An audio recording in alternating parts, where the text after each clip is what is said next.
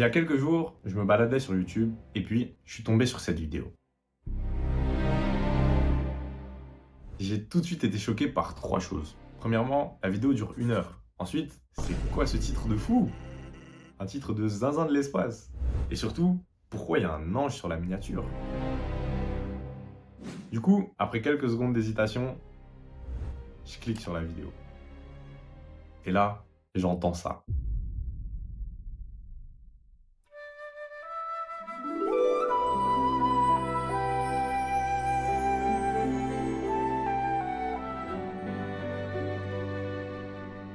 J'ai été choqué, les frères. La douceur du son, c'était juste magnifique. C'était vraiment un poulet. Et puis d'un coup, je me suis posé plein de questions. En quoi consistait réellement cette vidéo? Qui était l'auteur? Et qu'est-ce que ce titre signifiait? Et surtout, d'où venait cet ange? D'où venait cette image? Eh bien, c'est ce qu'on va voir dans cette vidéo. Salut à tous, c'est Uto. Et aujourd'hui, je vais vous parler de comment j'ai trouvé l'animé perdu le plus étrange d'Internet.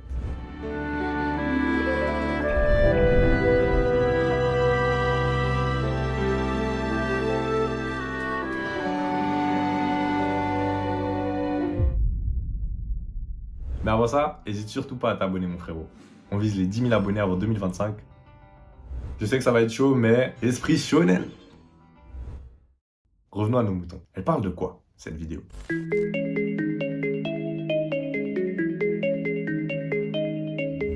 Après avoir regardé cette vidéo, j'ai découvert plein de choses. Premièrement, la vidéo n'était qu'une simple playlist composée d'OST qui venaient de plein d'animés différents, dont un animé appelé Aibane Renmei. Mais ça, on y reviendra plus tard. Pour ce qui est de l'auteur, j'ai analysé sa chaîne et j'ai été surpris de ouf parce qu'il a fait plein de vidéos similaires avec des titres comme ça et à chaque fois, elles ont eu beaucoup de vues. Donc, vous voyez bien que c'est pas un cas isolé et que je me suis pas vraiment perdu sur YouTube. Enfin si, mais il y a beaucoup de gens qui se sont perdus comme moi sur ces vidéos. En parlant des gens, j'ai été allé voir l'espace commentaires. Et là, j'ai été choqué de voir ce que tout le monde a écrit parce qu'en fait, c'était vraiment exactement ce que j'ai ressenti en regardant la vidéo. Il y avait des commentaires du style « You did not search for this video. The video searched for you, my brother. Rejoice and live your life to the fullest. » En fait, j'étais au studio et les mots ils sortaient en anglais. Trop relou, trop relou. Bon, je vais lire les autres commentaires en français, parce que mon accent en anglais, là, il est vraiment... J'ai l'impression d'avoir atterri dans un coin très confortable de YouTube, mais très bizarre. C'est vraiment un checkpoint de YouTube. J'ai l'impression de m'être retrouvé dans un champ de blé, contemplant un ciel orange avec une petite brise, alors que le soleil se couchait lentement à l'horizon. Non, celui ou celle qui a écrit ce commentaire, il a dead. Let him cook. Bref, vous l'avez compris, cette vidéo était une sorte de checkpoint de YouTube. Une sorte de feu de camp d'internet autour duquel les gens se réunissent. Après ça, je me suis surtout demandé d'où venait cette image, d'où venait cet ange. Est-ce que ça venait d'un jeu vidéo, d'un manga, d'un animé? Et là, je suis tombé sur une perle rare.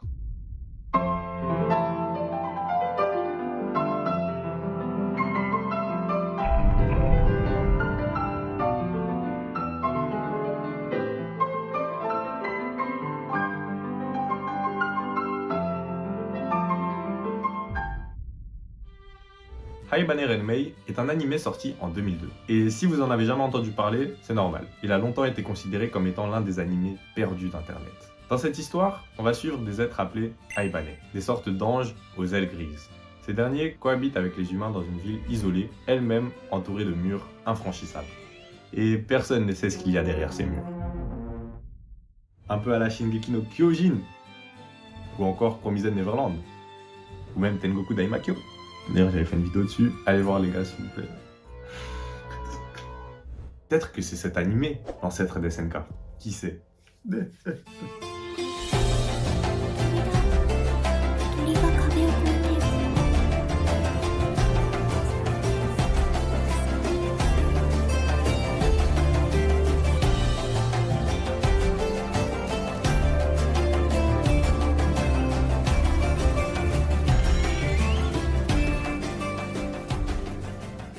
Là, ça vous intéresse, hein?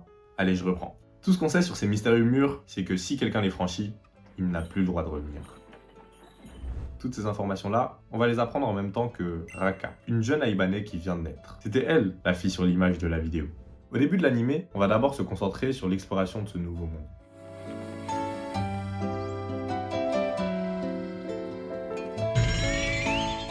Les Les Aibanais, dont la plupart vivent dans un orphelinat, doivent suivre tout un tas de règles étranges. Par exemple, ils ne peuvent pas avoir d'argent, mais à la place, ils ont un cahier où ils écrivent toutes leurs dettes et ces dettes-là, ils devront les compenser en travaillant par la suite. Aussi, ils peuvent s'habiller que dans des friperies. Non, Big Drip, chiche, non. Et la liste des règles bizarres à leur sujet est encore longue. Bref, dans la première partie de l'animé, on va plonger dans ce monde étrange et rempli de mystères. Mais dans la deuxième partie de l'animé, c'est sur les personnages qu'on va se concentrer.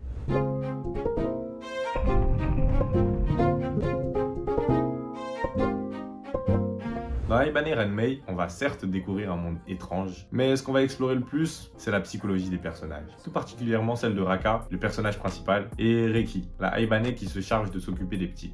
Je peux aussi vous parler des autres Aibane. On a Ikari, celle qui fait des donuts. Nemu, la bibliothécaire qui aimerait connaître l'histoire de leur monde. Ku, un enfant bien drip. Et plein d'autres persos cool.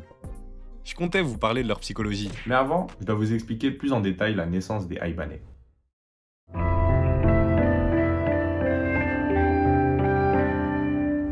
Tout d'abord, un cocon tombe du ciel et apparaît aléatoirement entre les murs. Pendant que le cocon grandit, l'Aibane à l'intérieur est plongée dans un rêve. Pour Raka, elle tombait dans un vide sans fin, accompagnée d'un mystérieux corbeau.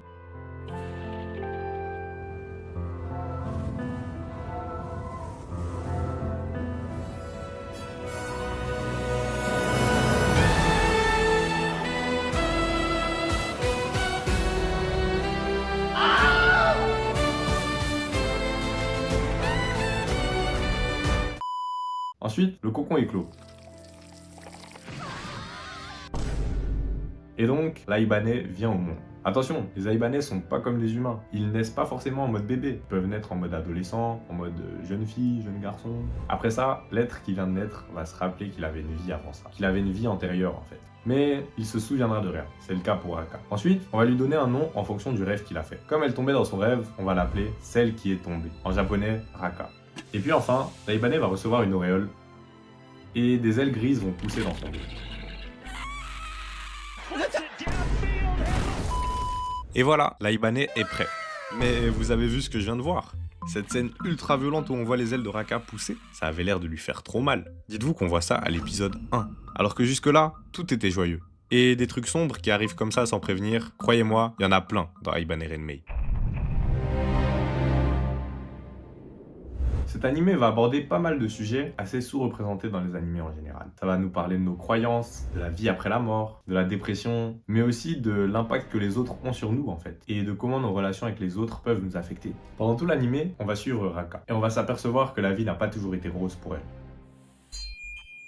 Wow! She's for real! Look! De merde, tu m'énerves. Si je te vois, mais putain, je suis énervé. C'est la race. On va la voir se perdre, mal réagir, mal parler, se renfermer sur elle-même quand elle aura trop de soucis, et on en apprendra plus sur sa vie antérieure. Elle ira même jusqu'à dire qu'elle ne mérite pas d'être dans ce paradis, d'être un Aibane. Pour info, elle-même elle sait pas si c'est un paradis, un purgatoire ou un monde parallèle. Elle se fait sa propre théorie sur ce qu'est réellement ce monde étrange. Par la suite, après la perte d'un être cher, elle va faire une sorte de burn-out. Et tout ça, ça va se voir sur ses propres ailes. Elles vont se noircir.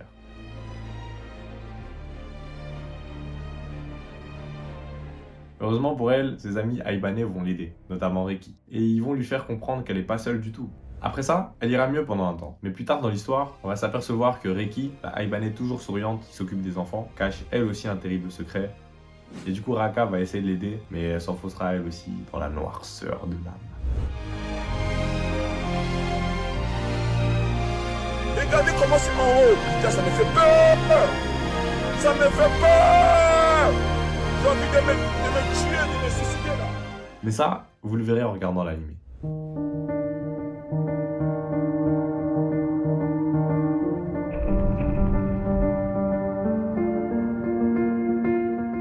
Pourquoi Aibane Renmei est-il si étrange? Je pourrais vous dire que c'est parce que l'anime commence avec cette scène très étrange où on voit les ailes de Raka pousser et ça a l'air de lui faire super mal. Ou alors, car il y a trop de mystères inexpliqués et intrigants. Et je pourrais aussi vous dire que c'est parce que le concept lui-même d'Aibane est super étrange en fait. Bah ouais, un animé sur des sortes d'anges qui naissent au hasard sur la map dans des cocons géants, c'est pas commun. Et bien en fait, elle est là, la force de cet animé. Il fait exactement l'opposé de ce qu'on attend de lui. Il prend un univers compliqué et mystérieux sans expliquer quoi que ce soit. Mais à l'inverse, il va prendre des personnages plutôt simples et va les développer à un point juste hallucinant. Et en fait, quand on se rend compte de qui sont vraiment les personnages, on comprend alors plus ou moins pourquoi ils sont ici. Mais l'animé va te laisser le comprendre par toi-même. Et donc, chacun pourra faire sa propre théorie. Et elle est là, la magie d'Aibane Renmei. Pour beaucoup, cette histoire parlait d'anges. Pour d'autres, ça parlait d'un purgatoire, avec des âmes perdues. Et pour encore d'autres, c'était un isekai. Pendant tout l'animé, je m'attendais à de grosses révélations, comme dans SNK ou dans TPN. Mais non, ici, tout va rester mystérieux du début à la fin. Qui sont les Aibane? Pourquoi sont-ils ici? Qu'est-ce qu'il y a derrière les murs? Toutes ces questions, elles vont rester sans réponse. Un peu comme les questions que je me suis posées quand je suis tombé sur cette mystérieuse vidéo. Cette vidéo qui est juste là, qui n'a pas vraiment de sens, à part celui qu'on pourrait lui trouver. Pour certains, c'est un checkpoint d'internet. Pour d'autres, c'est une playlist. Et la liste continue. Elle est juste là, perdue dans internet.